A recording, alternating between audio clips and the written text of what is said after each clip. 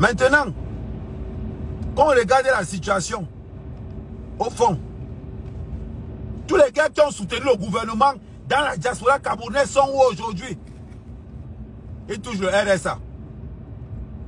Ils sont aux assédiques. Les femmes les ont mis dehors.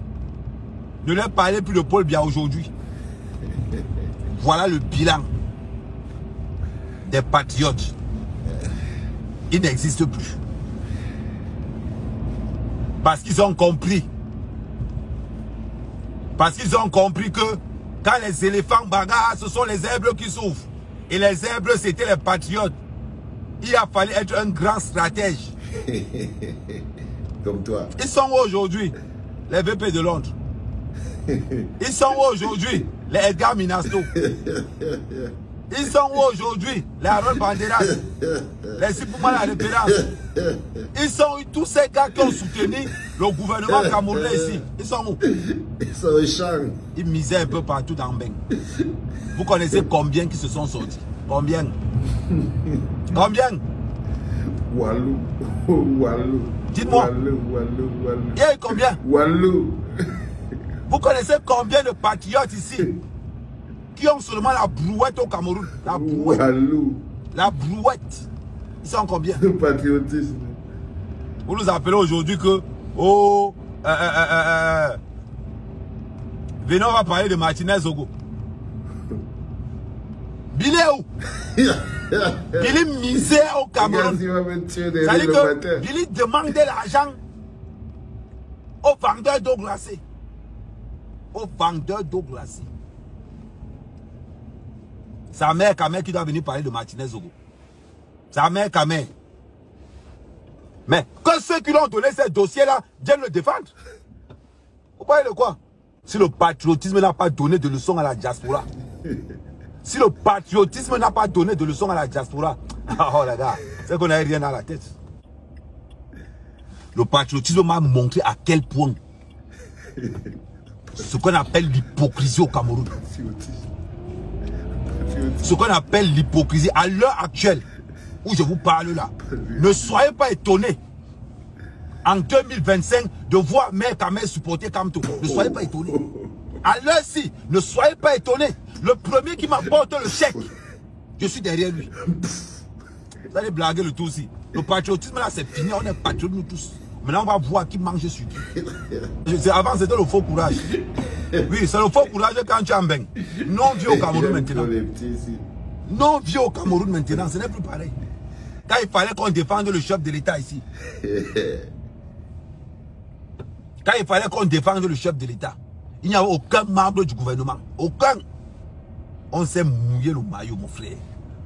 On dit qu'on a mouillé le maillot. Ce n'est pas ce qu'on appelle petit mouillage. Ça veut dire qu'on a mouillé ça, le genre de mouillage que tu restes comme ça et pourtant qu'il n'y a aucun membre de ta famille. Vous savez comment on s'est sacrifié? Vous savez combien on a dépensé pour quand à l'époque, quand un membre du gouvernement ne pouvait pas venir ici? Vous savez ce qu'on a dépensé comme énergie? C'est quand ça cuit sur vous que vous venez nous voir. Et tout si on n'est pas là. Bonjour les enfants, c'est Papa. Bienvenue dans notre le tout premier podcast de la journée. C'est le 8h de la clinique. Et ce 8h, il me plaît beaucoup. Il me plaît beaucoup, j'espère que vous avez pris beaucoup de plaisir avec moi. On n'est pas totalement sorti de l'affaire Martinez Zogo, parce qu'en fait, on est dans la continuité. Vous savez, cette histoire de Martinez Zogo va nous permettre évidemment d'ouvrir plein d'autres fenêtres qui vont agrandir les perceptions de ce dont on vous parle tous les jours dans la clinique. Vous avez reconnu ce gars, moi je ne veux plus vous parler de lui. La méga star là, vous connaissez, ça c'est la grande star d'internet, le patron des patriotes et tout ça là. Ok? Tout ce qu'on peut comprendre c'est, il n'y a pas pire aveugle que celui qui ne veut pas voir. C'est-à-dire qu'il n'y a pas pire aveugle que celui qui ne veut pas voir. Voyez pourquoi ce bonhomme, en fait, je vous le présente ce matin. En fait, c'est quoi? C'est que on est face à la déferlante d'indignation, face à ce qui s'est passé avec notre frère Martinez Zogo.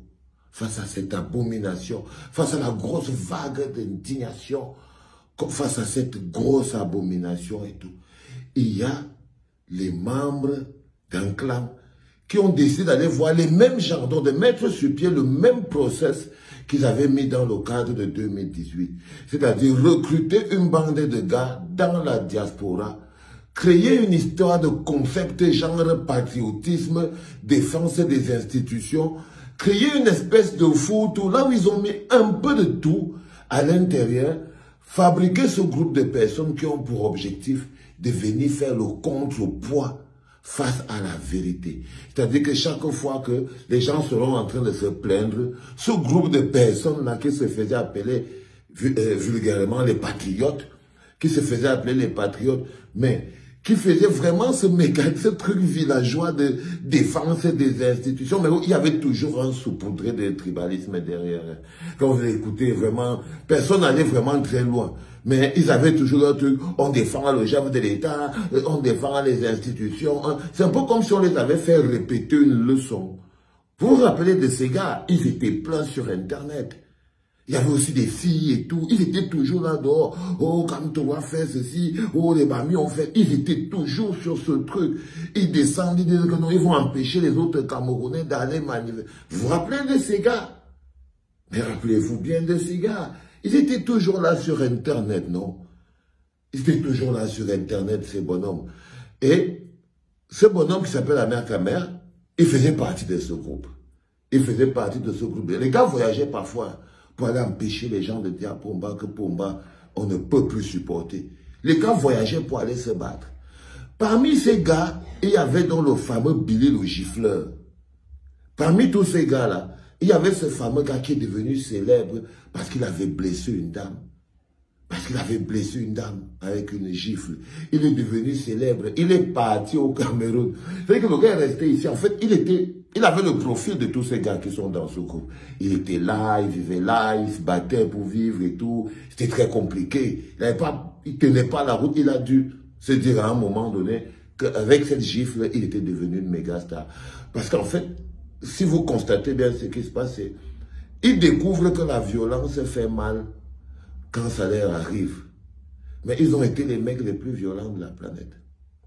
Donc le Billy Akele est rentré au Cameroun étant sûr que c'est le tapis rouge qu'on va lui dérouler. Il a défendu.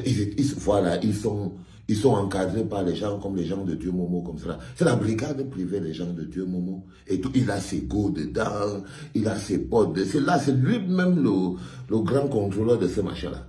Jean de Dieu Momo.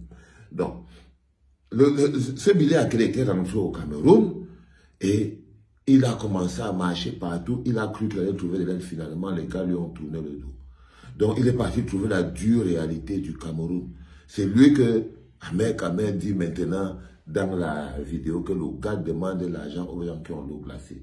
Donc, ce groupe-là est toujours là. Ils se sont démantelés parce que après, bon, leur truc de patriotisme, c'était du wallo. Leur truc du patriotisme, c'était vraiment un palliatif sur le chômage, un truc pour perdre le temps. Les gens, c'était vraiment quelque chose qui...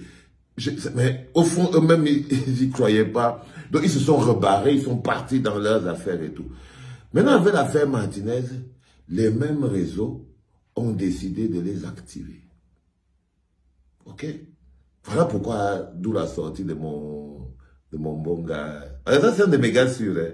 Je vous dis que ça, c'est un de mes gars sûrs. Moi, je l'appelle, je l'aime bien, moi, l'appelle parfois le Bandou. Vous voyez, par exemple, quand il décharge comme il décharge là, c'est pour ça que moi, je l'aime beaucoup. Avec son cerveau fait paf, il se libère et tout, bon. Après, il s'en fout même, en fait. C'est comme s'il n'a même pas conscience de ce qui sort de sa bouche. Et c'est ça la vérité. Et c'est ça la vérité. La vérité, c'est le ça sort comme ça sort. Donc, le gars, il nous fait maintenant le ça sort comme ça sort. Et tout, mais la vérité, il pose une question fondamentale. Tous ces gens qui se sont donc lancés dans cette histoire de patriotisme, de défense des institutions, ils sont où? C'est pas moi qui parle, il a donné leur destination. Mais moi, Vincero, personnellement, je me sens très triste pour ces jeunes. Je me sens très triste pour ces jeunes, parce qu'ensemble, on aurait pu créer quelque chose de fort. Parce qu'ensemble, on aurait pu créer quelque chose de fort. On aurait pu créer une réelle dynamique qui permettrait à la jeunesse camerounaise, au futur de la jeunesse camerounaise, d'imaginer un pays qui fonctionne, un pays sur les rails. S'ils n'avaient pas été ce genre de personnes, ça veut dire que si au final, ils n'avaient pas décidé de se dire que bon, voilà, ils vont peut-être faire un business, que peut-être aussi en mangeant. Parce que pour qu'ils existent, il a fallu que les Camerounais soient en train de souffrir et que d'autres soient en train de se lever. Vous voyez ce que je veux dire? Donc, je vous mets cette capsule le matin, je vous mets ce bonhomme pour faire comprendre que le rapport de force ne restera pas le même éternellement. Et pour envoyer un message fondamental à mes jeunes frères de la diaspora, à tous les frères patriotes, les machins, trucs, tout ça. Les gars, arrêtez, non? Vous-même, vous avez vu, non? Que ça dose pas. Ça ne dose pas. Ça ne dose pas. Votre truc est mort. Ça dose plus.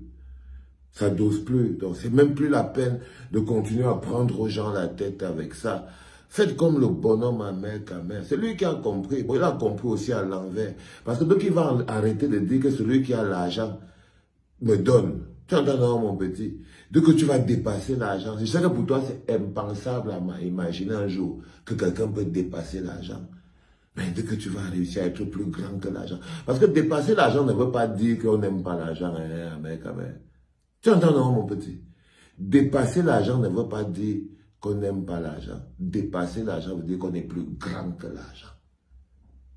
Tu as compris quelque chose sur la petite leçon. Tu sais que toi, tu ne viens jamais ici à la clinique parce que toi, tu les gens, toi, on te soigne dehors. Toi, on te soigne dehors, toi et tes combis. Tu vois ce que je veux dire, non? Mais je voulais te dire, je voulais quand même t'apprendre que tu es comme un de mes bons petits. J'ai envie de te dresser un peu parfois. Parfois, elle me dit que si elle lave la tête du petit ici, peut-être que je peux fabriquer un homme sérieux. Donc, la première leçon que je veux te donner aujourd'hui, tu entends, Ahmed Kamer? Quand je dis dépasser l'argent, ne veut pas dire qu'on n'aime pas l'argent.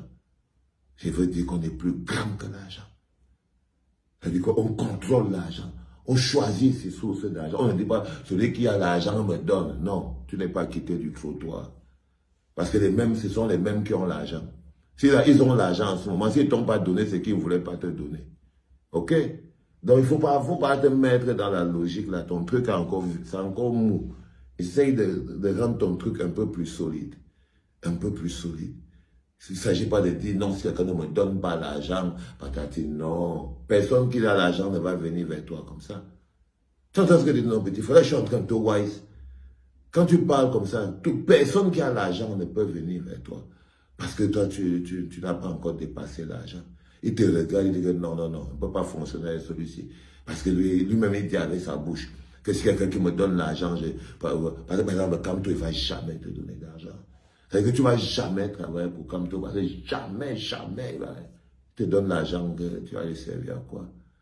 Si tu n'as pas l'intégrité, la dignité, la grandeur, tu ne peux pas. Tu ne peux pas, mon petit. Pour jouer dans le Barça, là, il faut dépasser l'argent. Tu entends, bro? Et quand il dit dépasser l'argent, ça veut dire être plus grand que l'argent. Quand tu es plus grand que l'argent, tu amasses encore plus. Regarde comment papa est, non, frère. Eux, ils parlent, mais tu sais que je suis endetté. Eux, ils parlent, mais toi, tu as le troisième œil. Tu sais que je suis endetté. Hein? Hein, mais quand même, mon petit. Tu sais que papa, c'est endetté. Donc, essaye de comprendre clairement. Parce que parfois, je te vois comme quelqu'un qui peut faire quelque chose, mais après tu as encore tes dégamages d'Aloman et tout, je sais pas, ou c'est l'école ou que tu n'étais pas beaucoup parti, parce qu'il y a des petites failles qui ont lieu peut-être au fait que peut-être que c'est le school, ou c'est où tu as grandi, le quartier où tu as grandi, tu as dû grandir dans un quartier, des gens qui n'ont pas fréquenté et tout. Donc tout d'un coup tu as des séquelles là qui viennent, mais on peut guérir tout ça. Tu entends, non, mon petit, parce que je t'aime bien. J'ai vu ta capsule là, il dit que j'aime bien ce petit. C'est pas une lumière, mais il est moins mesquin. On l'appelle aussi machete. On t'appelle aussi machete, non, mon petit. Et on t'appelle aussi machete. Allez, les enfants. Ouais, c'est tout doucement, doucement qu'on se réveille ce matin. J'avais envie de vous faire prendre un petit café au calme. Un petit café au calme. Allez, portez-vous bien. Et toi, viens pas sur moi comme si j'avais ouvert une quelconque logique avec toi. Passe. Tu es un bon gars, tu circules. Hein, mon petit, ne viens pas te mettre sur ma route. J'ai des choses importantes à faire. Donc, n'entre pas là comme si vous étiez ouvert une porte pour que tu viennes t'asseoir là. Tu commences à me fatiguer les oreilles là. Non. Reste où tu es. C'est une balle perdue. C'est tout. Hein, mon petit? Go. J'ai des choses importantes à faire. J'ai des choses importantes à faire. Viens pas me perturber. C'était papa, les enfants.